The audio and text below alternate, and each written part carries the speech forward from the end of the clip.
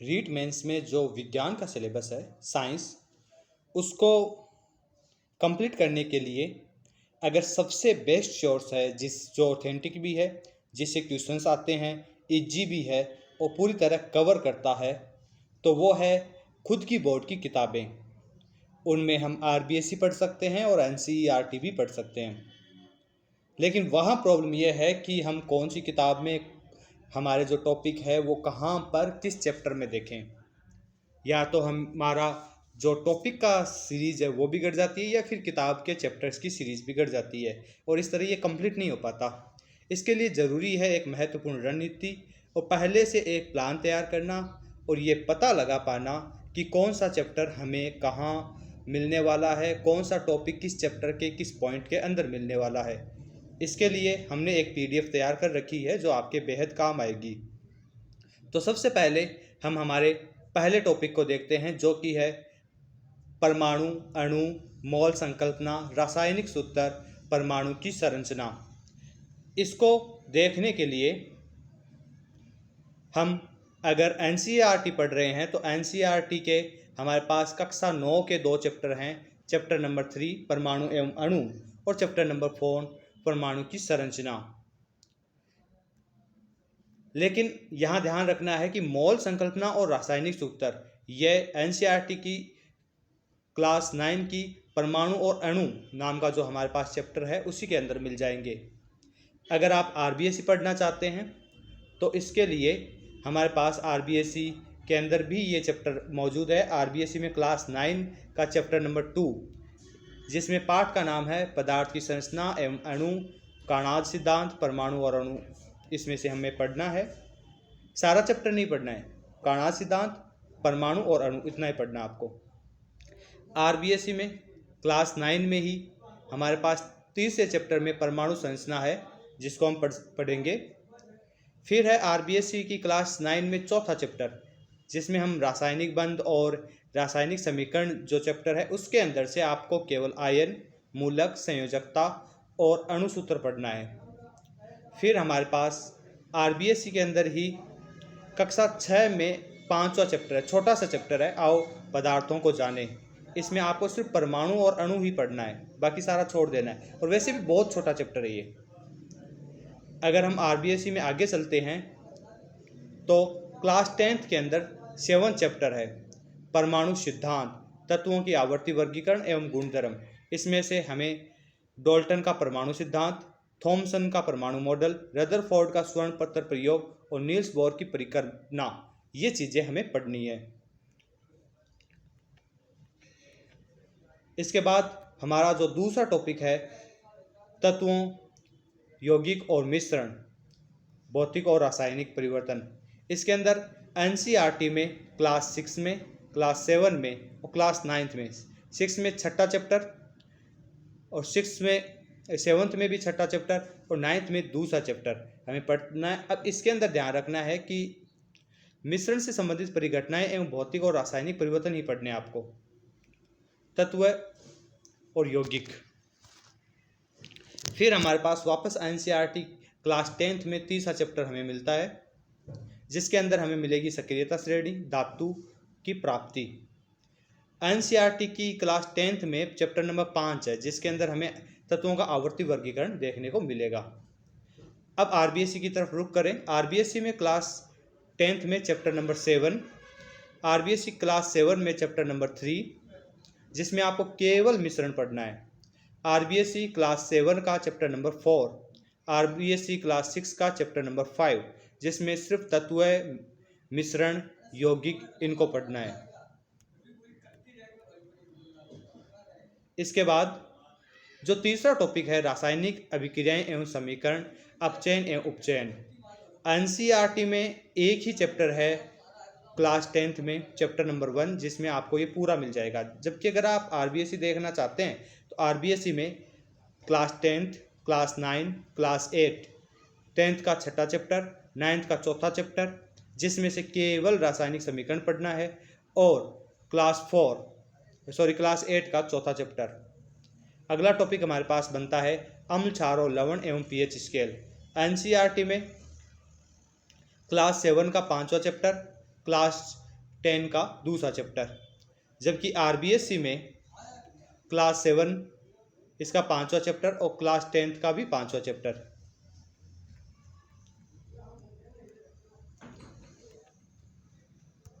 इसके बाद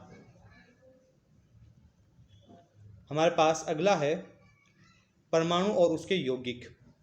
ये हमारे टॉपिक का नाम है। तो एनसीईआरटी में क्लास 10th और क्लास 8 इसके अंदर चैप्टर नंबर 4, चैप्टर नंबर 5 ये हमें पढ़ने हैं। जबकि आरबीएससी अगर हम देख रहे हैं तो क्लास 8 का चैप्टर नंबर 18 कार्बन और ईंधन जिसका नाम है, और चैप्टर नंबर क्लास 10 का चैप्टर नंबर 8 ये देखना होगा। कोशिका संरचना एवं प्रकार्य बहुत ज़्यादा क्वेश्चन आते हैं और बहुत ही महत्वपूर्ण क्वेश्चन आते हैं, और बायोलॉजी वाले इसमें लीड ले लेते हैं। मैथ वाले के लिए ये चैप्टर अगर कवर हो जाए, क्योंकि फिजिक्स केमिस्ट्री ठीक होती है उनकी, मैथ में अच्छे नंबर बन रहे होते हैं, लेकिन यहाँ पर वो पीछे रह जाते हैं। अगर ये चैप्टर ठीक हो जाते हैं तो फिर प्रॉब्लम नहीं होती। तो इसके लिए आप एनसीईआरटी की क्लास 8 का चैप्टर नंबर 8 देख लीजिए, छोटा सा चैप्टर है। और एनसीईआरटी में ही क्लास 9 का चैप्टर नंबर 5 देख लीजिए, नाम है जीवन की मौलिक इकाई। जबकि आरबीएससी देख रहे हैं तो क्लास 6 और क्लास 9, जिसमें क्लास 6 में चैप्टर नंबर 7, क्लास 9 में चैप्टर नंबर 6, जिसके अंदर कोशिका वाला पार्ट पढ़ना है आपको। फिर है 7वां टॉपिक उत्तक, पादप उत्तक, जंतु उत्तक, सरल एवं जटिल उत्तक, जिसके लिए आपको एनसीईआरटी की क्लास 9 चैप्टर नंबर 6, जबकि आरबीएससी की क्लास 9 चैप्टर नंबर 6, जिसके अंदर आपको उत्तक वाला पार्ट पढ़ना है। पार्ट का नाम है सजीव की संरचना। इसके बाद अगला टॉपिक हमारा है 8वां जैव प्रक्रम, पोषण, श्वसन, परिवहन और उत्सर्जन। एनसीईआरटी में क्लास 10th में चैप्टर नंबर 6 जैव प्रक्रम नाम से दे रखा है, और क्लास 7th के अंदर चैप्टर नंबर 2, चैप्टर नंबर 10 और चैप्टर नंबर 11। पादप से संबंधित प्रक्रमों का उल्लेख पाठ्यक्रम में स्पष्टता है नहीं,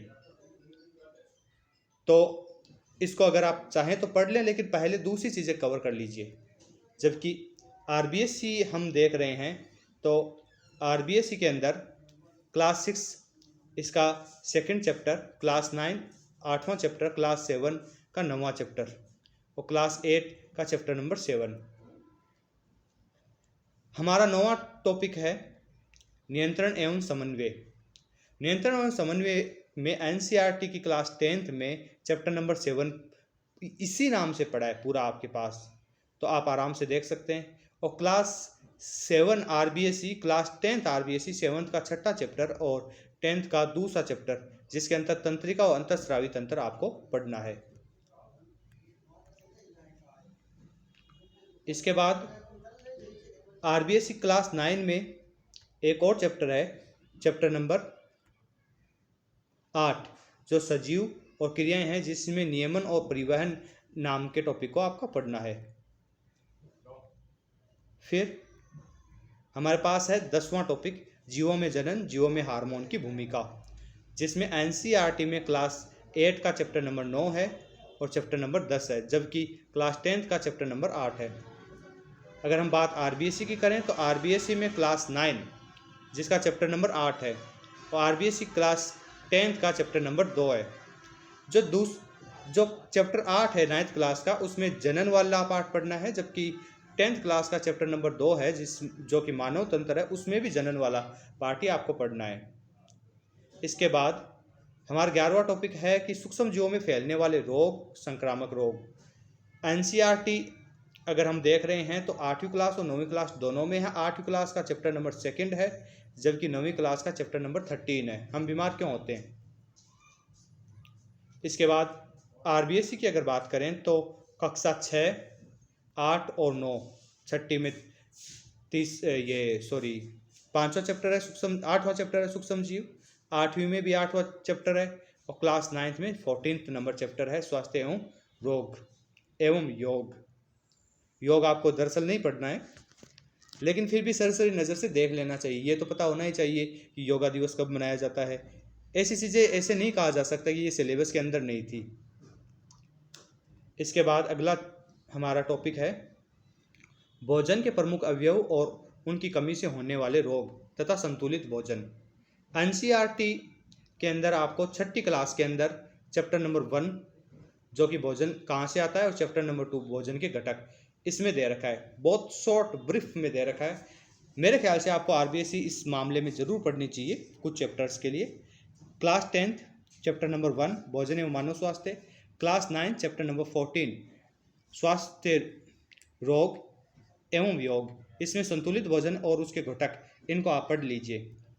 फिर आरबीएससी में फिर से क्लास 7 और क्लास 6 में चैप्टर नंबर 1 दोनों में ही भोजन के अवयव और भोजन के स्रोत, इसके अंदर भी आपको बहुत कुछ मिल जाएगा। अगला हमारा जो टॉपिक है 13वां जैव रासायनिक चक्रण, इसके अंदर एनसीईआरटी में क्लास 6 में चैप्टर नंबर 14, क्लास 7 में चैप्टर नंबर 16, क्लास 9 में ये जो प्राकृतिक समता वाला 14 नंबर चैप्टर है उसको आपको देखना है, जिसमें जैव रासायनिक चक्रण, जल चक्कर, नाइट्रोजन चक्कर, कार्बन चक्कर और ऑक्सीजन चक्कर आपको देखना है। इसके बाद आपके पास है बल एवं गति और गति के नियम। एनसीईआरटी के अंदर आपके पास क्लास 6 में 10वां चैप्टर, 7th में 13वां चैप्टर, 8वीं में 11वां चैप्टर और 12वां चैप्टर घर्षण, 9वीं में 8वां चैप्टर और 9वीं में ही 9वां चैप्टर, ये आपको देखने हैं। जबकि आरबीएससी में क्लास 9th में 9वां चैप्टर, क्लास 7th में 11वां चैप्टर, क्लास 6 में 10वां और 12वां चैप्टर देखना है। 15वां टॉपिक है विद्युत धारा और परिपथ, ओम का नियम, प्रतिरोधों का संयोजन, विद्युत धारा के तापीय और रासायनिक चुंबकीय प्रभाव। एनसीईआरटी की क्लास 6 का 12वां चैप्टर है, छोटा सा। 7th क्लास का 14वां चैप्टर है, बहुत छोटे छोटे और बहुत ही सोने सोने चैप्टर है, जो आपको एक बार पढ़ते याद हो जाते हैं आराम से। इसके बाद आपके पास एनसीईआरटी क्लास 8 में चैप्टर नंबर 14 है विद्युत धारा और उसके रासायनिक प्रभाव, बहुत ही छोटा सा चैप्टर है। इसका पूरा विवरण आपको मिलता है एनसीईआरटी क्लास 10th में, जिसमें 12वां और 13वां चैप्टर आपको देखना होता है। जबकि आरबीएससी के अंदर हमें क्लास 6, क्लास 8 और क्लास 10th को देखना होता है, जिसमें 14वां 6ठी क्लास में, 8वीं में 11वां और 10वीं में 10वां टॉपिक देखना होता है, 10वां चैप्टर। 16वां टॉपिक है गुरुत्वाकर्षण, केपलर के नियम, उत्प्लावकता, आर्किमिडीज का सिद्धांत। एनसीईआरटी का कक्षा 9 का चैप्टर नंबर 10 आपके लिए सफिशिएंट है। आरबीएससी है तो क्लास 9th का भी चैप्टर नंबर 10 आपके लिए सफिशिएंट है। दोनों का सेम नाम है, सेम चैप्टर क्रमांक है, आराम से आप देख सकते हैं। जबकि 17वां टॉपिक है आपके पास ताप एवं उष्मा, तापमापी और उष्मा का संचरण। एनसीईआरटी का क्लास 8 का चैप्टर नंबर 6 दहन और ज्वाला। जबकि आरबीएससी का क्लास 7 का चैप्टर नंबर 15। फिर अगर वापस एनसीईआरटी में चलते हैं तो क्लास 7 का चैप्टर नंबर 4 उष्मा। इसके बाद प्रकाश का परावर्तन, गोलीय दर्पण, प्रकाश का अपवर्तन, गोलीय लेंस, मानव नेत्र, दृष्टि दोष, ये हमारे पास अलग से पॉइंट बने हुए हैं 18 नंबर टॉपिक के। एनसीईआरटी में क्लास 7th में 10वां चैप्टर, क्लास 7th में 15वां चैप्टर, क्लास 8 में 16वां चैप्टर और क्लास 10th में चैप्टर नंबर 10 और चैप्टर नंबर 11, ये आपको देखने होंगे। आरबीएससी में क्लास 10th में 9वां चैप्टर, क्लास 6 में 16वां चैप्टर, क्लास 7th में 14वां चैप्टर, क्लास 8 में 14वां चैप्टर आपको देखना है। और अगला टॉपिक है हमारे पास ध्वनि, बहुत ही छोटा सा टॉपिक है। एनसीईआरटी की क्लास 9th में 12वां और क्लास 8 में 13वां आपके पास टॉपिक है, जबकि आरबीएससी में क्लास 9th में 11वां है। इसके पश्चात आपके पास अंतिम जो इसमें बचता है, उसमें आरबीएससी में क्लास 8 के अंदर 10वां चैप्टर जो है, उसमें भी ध्वनि के बारे में आपको बहुत कुछ मिल जाता है। और हमारा अंतिम टॉपिक सौर मंडल, चंद्रमा, तारे, सौर परिवार, सूर्य, ग्रह, धूमकेतु, तारामंडल, इनको देखने के लिए एनसीईआरटी की क्लास 8 का चैप्टर नंबर 17 देख लीजिए। हालांकि इससे काम नहीं चलने वाला है, इसलिए आरबीएससी पढ़ना जरूरी है। आरबीएससी का चैप्टर नंबर 10 और क्लास नंबर 10th में चैप्टर नंबर 17 और 9th क्लास का चैप्टर नंबर 12, ये आपको देखने। अब अगली बात देखिए, बहुत सारे लोगों को ये कन्फ्यूजन रहती है कि सर हम आरबीएससी देखें या एनसीईआरटी देखें, कोई भी देख लो, ये अक्सर हमारा जवाब होता है। कोई भी ना देखें आप आप एनसीईआरटी देखें, और एनसीईआरटी को ऐसे नहीं है कि आप एक सार लेके आ गए, उसका जो बाज़ार में उपलब्ध है सार संग्रह के नाम से, या फिर कोई गाइड लेके आ गए, उससे काम नहीं बनने वाला है। प्रश्न सार से नहीं बनते, कई बार थ्योरी से बनते हैं, और इतने छोटे हलवा क्वेश्चन होते हैं जो अगर आपने थोड़े भी ध्यान से देखे होते, चैप्टर को एक बार भी पढ़ा होता तो आप कर देते, लेकिन चूंकि आपने कभी देखा ही नहीं तो आप कैसे कर पाएंगे। इसलिए आप हमेशा ध्यान रखें कि खुद किताब को पढ़ें। दूसरी बात, एनसीईआरटी पढ़ें, क्योंकि जो क्वेश्चन इस बार उठाए जाने हैं सीधे एनसीईआरटी से उठाए जाने हैं। तो क्या आरबीएसई नहीं पढ़ें? हाँ, जब एनसीईआरटी आपकी कंप्लीट हो जाती है, या जो टॉपिक जो कि मैंने भी बोले हैं एनसीईआरटी में उपलब्ध नहीं है वो आरबीएसई में देखें, लेकिन पहले एनसीईआरटी कंप्लीट करें। अगली आपको बहुत बड़ी बधाई मैं ये देना चाहता हूँ कि हम सभी चैप्टर्स जो हमने देखे हैं और सारे के सारे टॉपिक की एनसीईआरटी आपके साथ शेयर करने वाले हैं। सारी एनसीईआरटी आपको पढ़ के बताएंगे और उसको पढ़वाएंगे। पढ़ना अलग बात है, किसी से सुनना और समझना अलग बात है। अगर आप किसी से सुनते हैं, समझते हैं, तो आपको चीज़ें जल्दी तैयार हो जाती है, साथ में ये भी पता चलता है कि कौन सी बात इंपॉर्टेंट है, कौन सी इंपॉर्टेंट नहीं है।